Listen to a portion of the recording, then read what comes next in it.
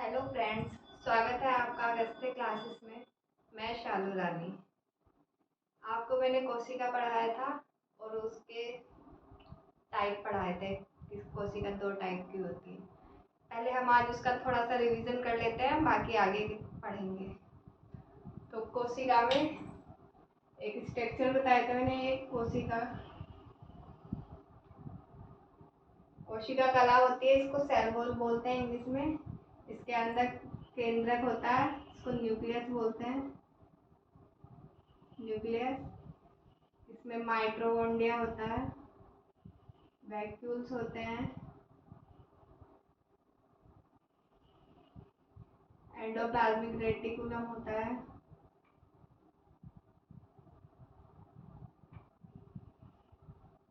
जिसको अंतःप्रद्रवी जलिका कहते हैं।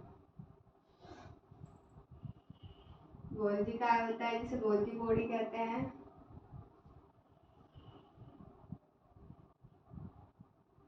राइबोसोम्स होते हैं और ये लिक्विड रहता है, जिसे जीव द्रव्य या साइटोप्लाज्मा कहते हैं। ये कोशिका के बारे में आपको बताया था। फिर इसके दो टाइप बताए थे, प्रोकैरियोटिक और यूकैरियोटिक। प्रोकैरियोटिक में बताया था ये छोटी होती है, स्मॉल, ये बड़ी होती है, बिग। इसमें न्यूक्लियस नहीं होता, इसमें न्यूक्लियस होता है। इसमें ऑक्सीजन जीव द्रव्य में जाती है।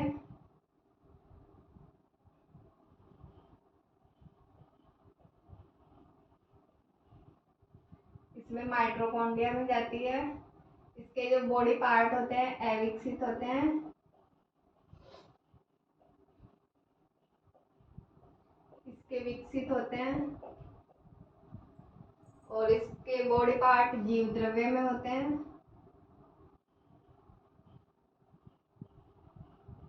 जीव द्रव्य में body parts.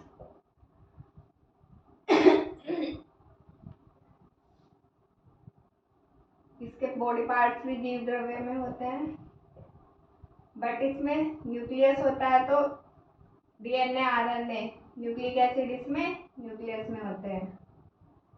Nucleic acid nucleus में होते हैं और इसमें न्यूक्लिक एसिड जीव द्रव्य में होते हैं। प्रोकैरियोटिक सेल जो छोटे जीवाणु उनमें पाए जाते हैं। जीवाणु छोटे जीव होते हैं, उनमें पाए जाते हैं। जीवाणु, विषाणु इनमें पाई जाती है। और यूकैरियोटिक सेल मानव, पशु मतलब एनिमल्स में पाई जाती है। ह्यूमन भी एनिमल्स में आते हैं, मानव भी। ये पढ़ाया था पहले, तो इसका रिवीजन हो गया होगा।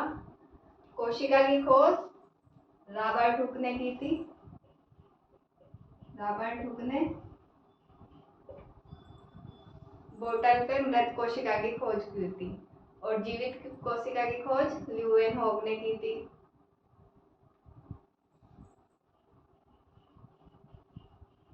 ल्यूवेनहोक ने। सबसे बड़ी कोशिका शुतुरमुर्ग का अंडा, सबसे छोटी कोशिका माइक्रोप्लाज्मा। और ह्यूमन में सबसे बड़ी कोशिका अंडाणु, सबसे छोटी कोशिका शुक्राणु, सबसे लंबी कोशिका न्यूरॉन और कोशिका विभाजन, जिसमें कोशिका विभाजन नहीं होता वो भी न्यूरॉन। न्यूरॉन में कोशिका विभाजन नहीं होता, ये ब्रेन में पाई जाती है।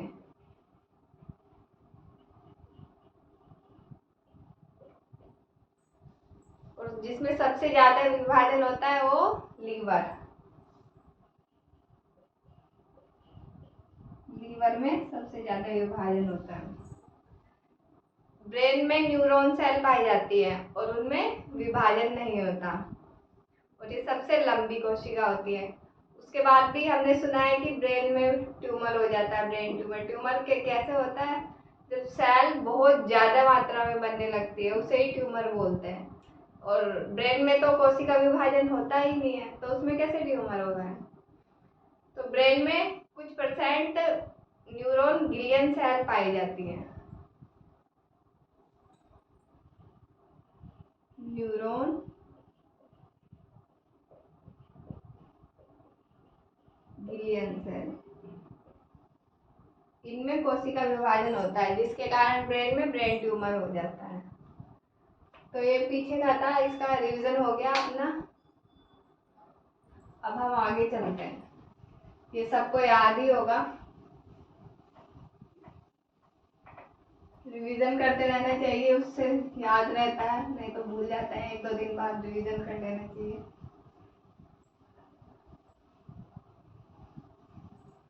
आज का हमारा टॉपिक है कोशिका की संरचना। कोशिका की संरचना, कोशिका की संरचना के बारे में हम पढ़ेंगे। इसको 3 भागों में, मेनली 3 भागों में डिवाइड किया गया है। कोशिका कला, जिसको सेल वॉल बोलते हैं, जीव द्रव्य और केंद्रक। तो आज कोशिका कला के बारे में पढ़ेंगे हम।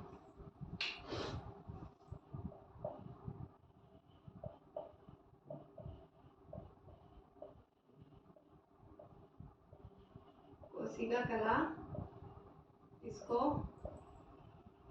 सेल वॉल बोलते हैं या प्लाज्मा मेम्ब्रेन।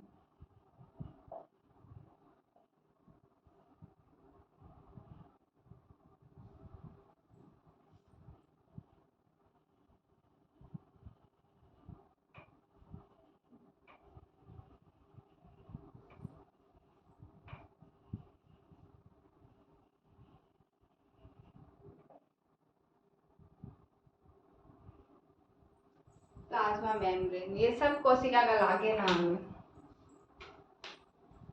कोशिका कला, इसको इंग्लिश में सेल वॉल बोलेंगे। प्लाज्मा मेम्ब्रेन भी इसको ही बोलते हैं, ये इंग्लिश में प्लाज्मा मेम्ब्रेन। क्योंकि ये बहुत पतली झिल्ली होती है, इसलिए इसको प्लाज्मा मेम्ब्रेन बोलते हैं। ये इसके झिल्ली के आर पार आने जाने के लिए काम में आती है। इसको चयनात्मक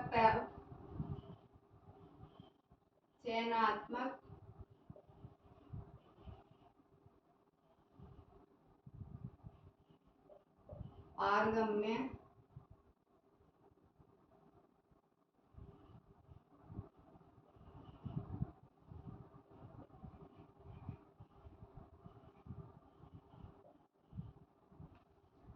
इसको चयनात्मक पारगम्य झिल्ली भी बोलते हैं। कोशिका कला, इसको चयनात्मक पारगम्य झिल्ली भी बोलते हैं क्योंकि इसके आर पार आने जाने के लिए ये काम आती है। इसके आर पार जो भी लिक्विड या कोई जरूरी चीजें आती है वो इसी झिल्ली से होके आती है। ये प्रोटीन की बनी होती है, प्रोटीन और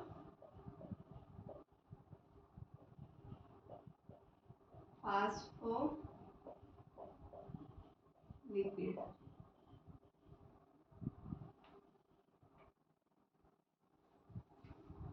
कोशिका कला जंतु कोशिका में होती है।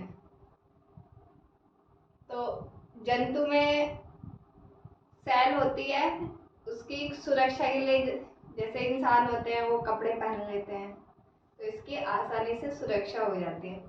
लेकिन पौधों में इसकी सुरक्षा के लिए एक दूसरी झिल्ली होती है उसके बाहर, उसको बोलते हैं कोशिका भित्ति।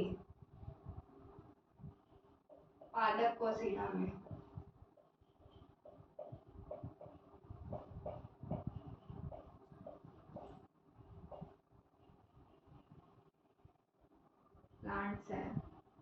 प्लांट सेल के बाहर होती है कोशिका भित्ति।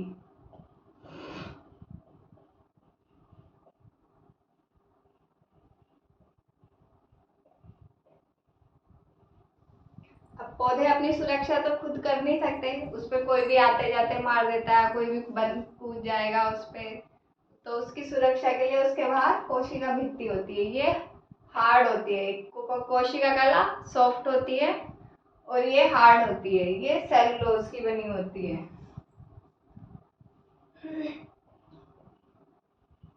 सेलुलोज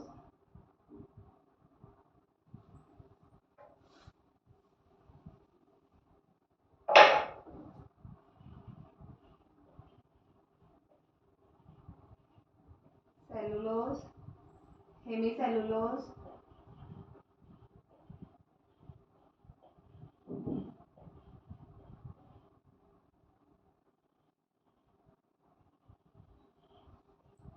पैक्टिन,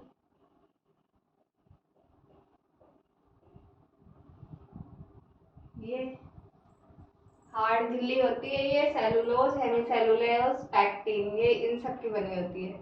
सेलुलोज अधिकतर जैसे जो कागज की चीजें होती है, लकड़ी की चीजें होती है, उनमें सब में सेलुलोज होता है, इसलिए ये सेलुलोज की बनी हुई होती है। ये हार्ड होती है, इसलिए ये कोशिका की सुरक्षा के लिए काम आती है। कोशिका भित्ति, कोशिका कला, इसको कोशिका कला के दो नाम है, प्लाज्मा मेम्ब्रेन और कोशिका कला। इसको चयनात्मक पारगम्य झिल्ली बोलते हैं क्योंकि इसके आर पार आने जाने में हेल्प करती है। प्रोटीन और ये फास्फोलिपिड की बनी होती है। पादप कोशिका, पादप कोशिका के बाहर, पादप कोशिका में कोशिका कला के बाहर कोशिका भित्ति होती है जो हार्ड होती है, जो सेल की सुरक्षा के काम आती है।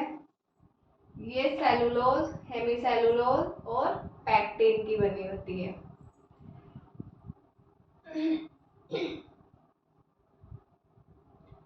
कोशिका कला में इतना ही है, बाकी ज्यादा कुछ नहीं है। इसका बस यही ध्यान रखना होता है ये किसकी बनी हुई होती है, ये क्वेश्चन पूछे जाता है। प्रोटीन और फास्फोलिपिड, सेलुलोज, हेमीसेलुलोज और पैक्टिन, ये दो क्वेश्चन इंपॉर्टेंट है, याद रखने हैं। बाकी आगे जीव द्रव्य और केंद्रक ये कल पढ़ेंगे। आज के लिए इतना ही, थैंक यू। अच्छा लगा हो तो चैनल को सब्सक्राइब करें, लाइक करें, शेयर करें।